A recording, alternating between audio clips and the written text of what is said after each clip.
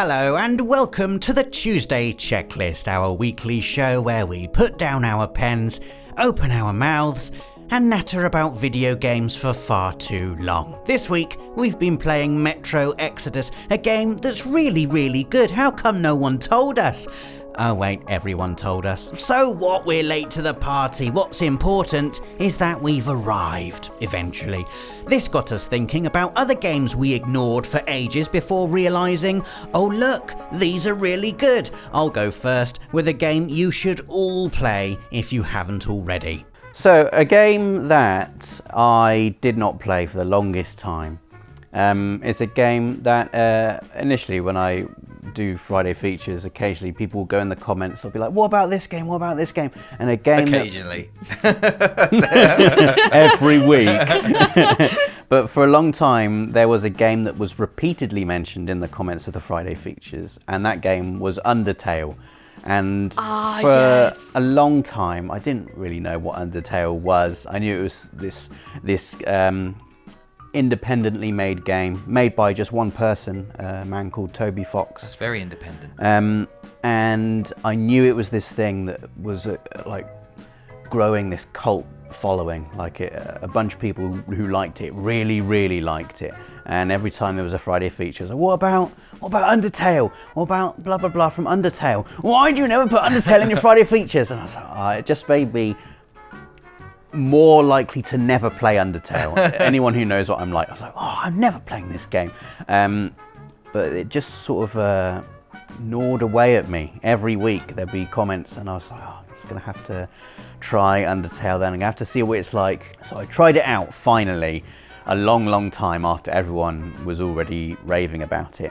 And it's a strange game because it took me, like, initially I hated it, and then I loved it, then I hated it again, and now I've finally arrived on my final opinion, which is loving it. It's a game that subverts all the tropes of the traditional JRPG, and it does so very cleverly. It's got a combat system that is geared towards not fighting anything. It's hard to get out of that mindset of what you think games want you to do. So it puts you in this fight, you think, it's a story boss fight, I have to try and win, but you don't have to kill anything in the game at all. No, every monster has its own little weakness in terms of what it wants to hear to go away and leave you alone. Right. That could be complimenting it on its hat. It could be petting it. It could be like, but if you get it wrong, like if you say the wrong thing, then you will get attacked by these monsters, and you have to avoid their attacks.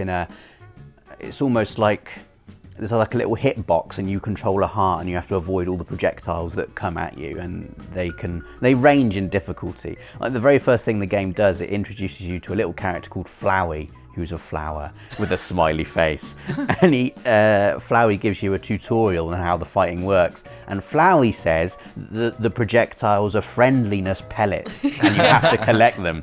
So Flowey. And then you, obviously when you first play it, you're like, okay, Flowey, I trust and believe you because you're a flower with a smiley face. Yeah. You must be nice. And obviously Flowey is attacking you. Yeah. And as soon as you collect the friendliness pellets, Flowey's all like, you idiot. And his face goes all evil and mad. Really? But when you go and play it again, you're dodging all of Flowey's little friendliness pellets, and we're just watching his little face go from to, I said collect them. Oh no. It's really funny. And it'll do things like you'll be walking along a path and you'll see like a little a sign, a road sign off the path. And in games, you go and read the road signs because they often have tutorial hints on them. And so you go and read the road sign, and the tutorial mark is press X to read signs, which is obviously hilarious because you've already done that to read the sign. I think you'd like it, Dave. It's funny. It's very funny. Makes you think outside the box. But yeah, it's a brilliant game, Undertale, and you've probably heard lots about it and not played it. And if that is you, I would seriously recommend giving it a go because there is lots to love.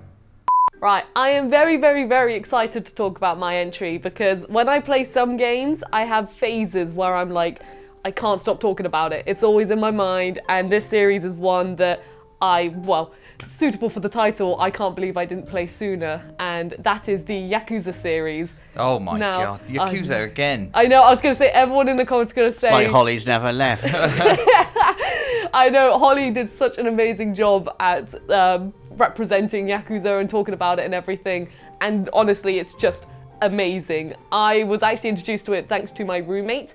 I remember when I first moved into the flat and I saw he had he got the actual Japanese versions of the games, and he's not someone who gets physical games. Right. And when myself and my boyfriend were like, oh, we've never played Yakuza before, but we've always seen it, he was like, what are you doing? You have to play them right now. So we started with Kiwami 1, and I thought it was just going to be like, GTA, something like that, from what I'd seen from gameplay and stuff.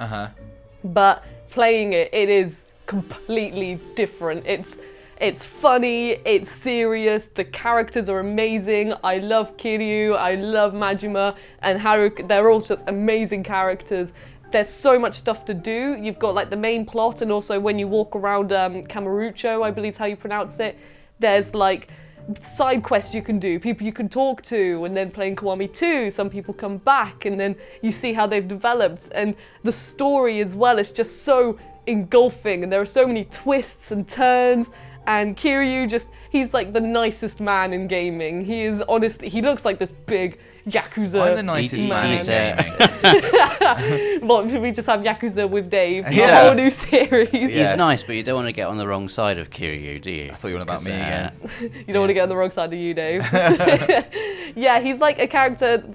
So if you get on the wrong side and he's the dragon of Dojima, like He punch you to death. Yeah, he's like an unbeatable monster when he wants to be. It depends how much you level up and how much you use him, but that's like his representation. Like everyone's always just like, Kiryu, you have to help us out. Oh, you are the strongest man, and Majima will come in and be like, Kiryu-chan, I must fight you, and because Majima's just like a mad sort of brutal guy, and like just all the characters are lovable. There was a moment in Kiwami 2 where there's like a bomb disposal, and Majima actually just made me burst out laughing with how he dealt with it. And even there were just so many golden moments in the series. It's just absolutely fantastic, and the music as well in it, it's just awesome, and it's famous as well for its karaoke segments. Yes. Where you can like sing all of these like amazing sort of cheesy songs. I think Yakuza 0 is the one with the most popular, but I haven't played 0 yet. But seriously, I can be walking to the train station listening to a song called Judgment, and it's like really rock, and the guitars are going, and I'm feeling like an absolute awesome beast. And everyone else is just walking along to the train, Monday morning. The fools. Those idiots. They needed more Yakuza in their life. I've owned 0 and Kiwami. I'm going to play those. Yes. I promise. I promise. You won't. I told Holly that I would. won't do it. I told Holly that I would, and now I've told you that I will, Rosie. We should stream it, and then could we happen. can watch your experiences Watch with me it. begin. Yes. And I bet so much money that he'll never play it. oh, You'll never well, no, I'm get around to it, definitely Dave. do it. How Let's much make a money, Robin? wager. Who will you pay the money to? Myself. Oh, I'm not interested in that Just bit. under your voice myself. Yeah. But yeah, Yakuza is a fantastic series, and I'm just so sad I didn't get introduced to it sooner, because now I'm craving for more. So I was late to the party. I've been so late to the party on many things, but I was exactly as late to the party as Nath on this particular game. And that party was the Metal Gear Solid party. Yes! Woo! Welcome to the family. Streamers, what a party that was. And it's funny actually, because I wasn't completely late to the series. And this is like a classic example of a mistake you could make when playing a series of games.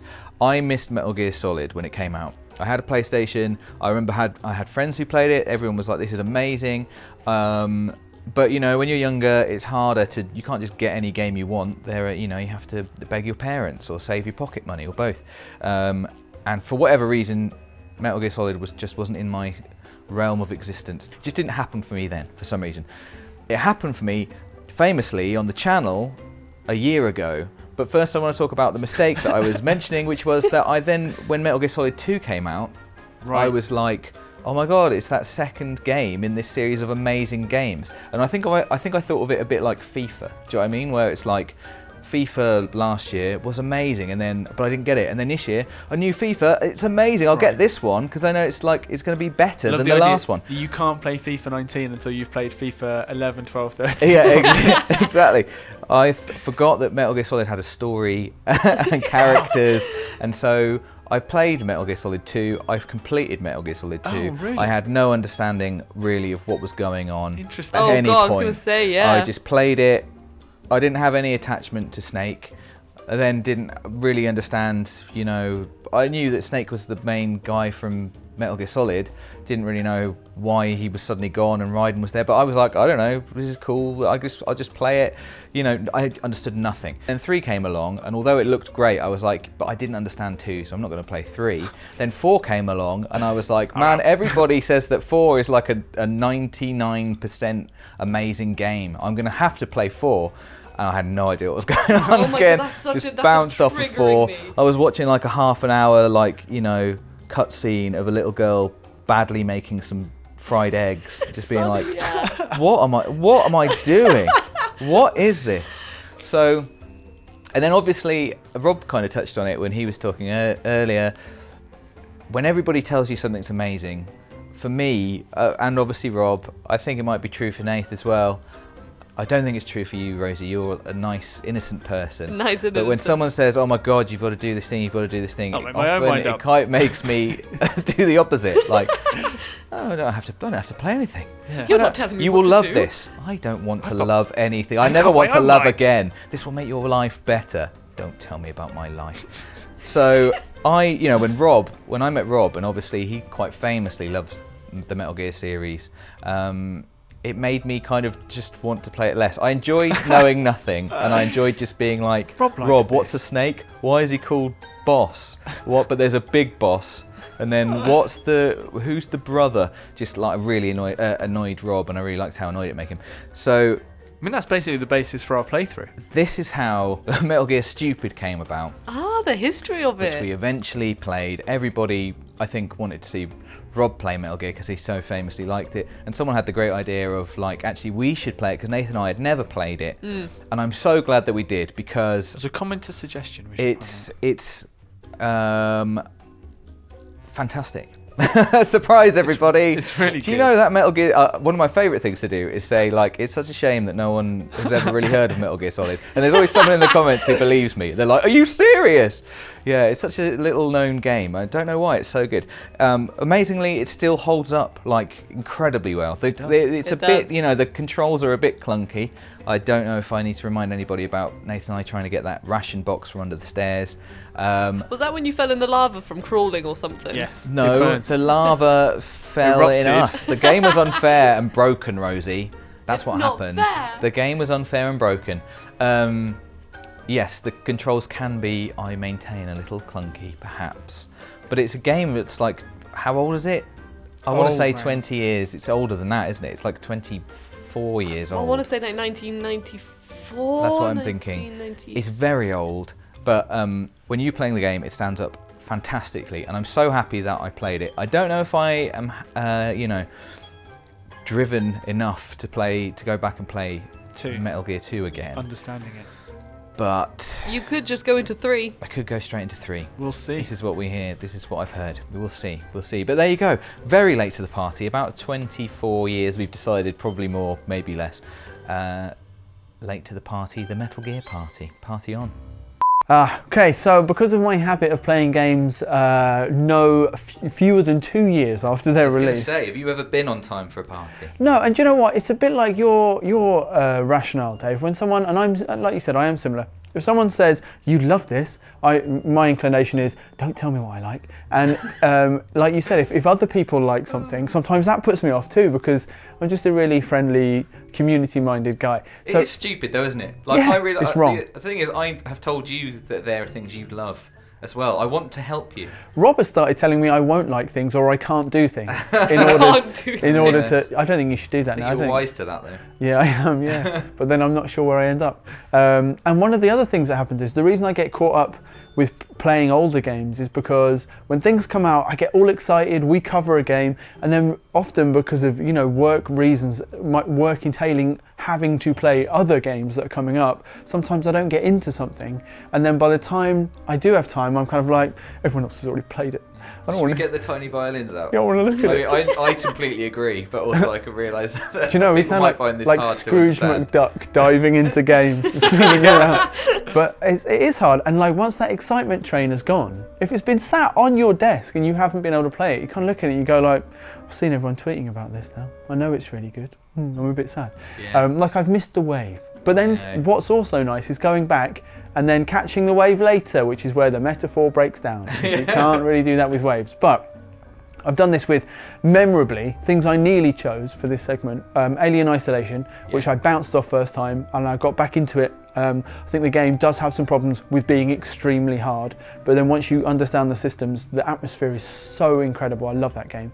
And I did it with Shadow of Mordor, which I probably bounced off because Did you get the platinum for that? I did, yeah. And if we're honest, it absolutely butchers like Middle-earth lore, so it's quite difficult to play. What was that like? You get to stealth kiss your wife at the beginning. It's kind of ridiculous, but at heart, the game is really, really good fun. The systems are great. Inside was the one I very, very nearly did because it's crazy good. Inside's so good. And it's I like still haven't played it. 5 hours side-scrolling, and I was playing it, and I love dystopic fiction. It's kind of got like the sense of like a mid-20th century like Eastern European totalitarian state, but kind of mixed with maybe something slightly surreal. Reminded me of Annihilation in a way, like the book and the movie. I agree. Like just brilliant, like the new weird. It's got like a sense of like almost Lovecraftiness about it, and then putting it all together in this really lovely animated game. I was just like, this is incredible. But the game I'm going to talk about halfway through my entry, at least by now, is Horizon Zero Dawn. Hey, Thought it might be. Still It's haven't behind played you. Flipping great, man. It's well good. And like your joke about like, it's just such a shame that no one, that no one talks more about Metal Gear Solid.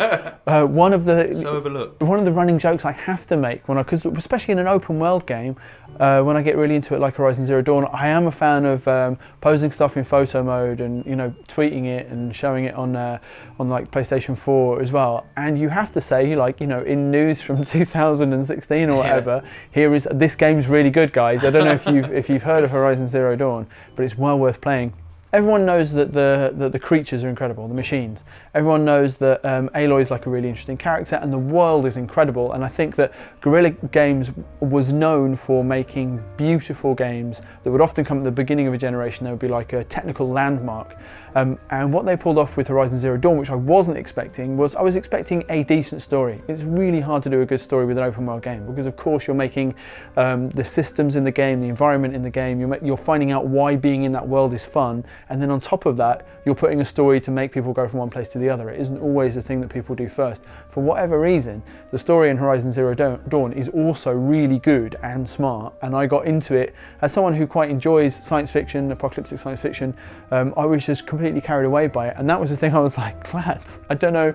I know, has anyone mentioned this before? But yeah, the story in Horizon Zero Dawn is banging. It's really, really good. So yeah, that's my experience of binging Horizon Zero Dawn, which, guys, I don't know if you've heard, it's really good. People should talk about it more. Yeah, they should, yeah.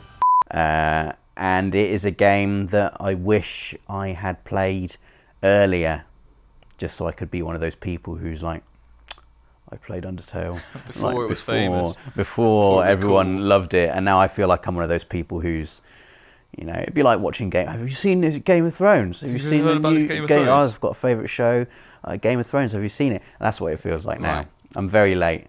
I'm like the person who sits on the train reading Game of Thrones, but it's not the original cover; it's the TV cover. God. I can't stand those people I reading listened to Game the of audio Thrones. book. Oh, you're even worse then. Dreadful. For goodness sake, Dave, you big late to the party sheep. That's right, I am the Game of Thrones gatekeeper, and you may not pass unless you have an original hardback copy of a Game of Thrones from 1996. Anyway, let us know what games you played later than everyone else. Give us a like if you enjoyed the video, and hit the notification bell so you don't miss another Tuesday checklist. Thanks for watching. For the players.